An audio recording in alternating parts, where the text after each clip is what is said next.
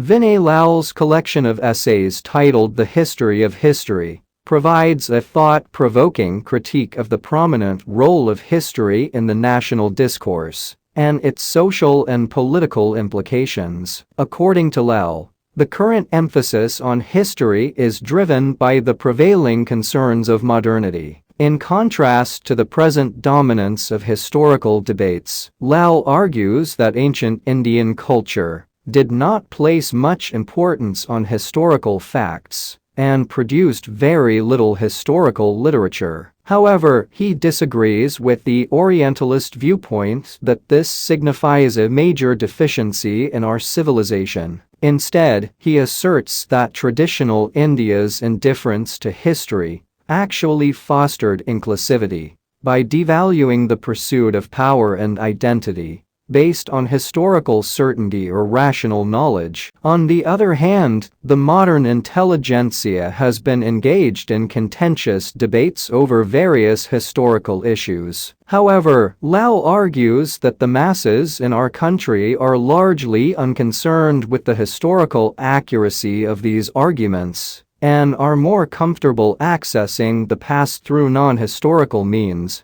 such as folk tales, epics, and myths. This indifference to history, according to Lal, has served as a source of sanity and coexistence in our civilization, although it appears to be under threat now due to the aspirations of the growing middle class for scientific and true histories. The debates between nationalists and secular historians over the factual aspects of our past are not the sole factors responsible for history's prominence in the national limelight. Lal's engaging work traces the middle class's obsession with history back to the colonial era. While imperialist historians either vilified or romanticized aspects of our past, nationalist thinkers considered constructing our own account of history as crucial for the maturity and fulfillment of the national aspirations. Even after independence, the nationalist interest in history persisted. Lal delves into the various projects launched for the reconstruction of India's past immediately after 1947,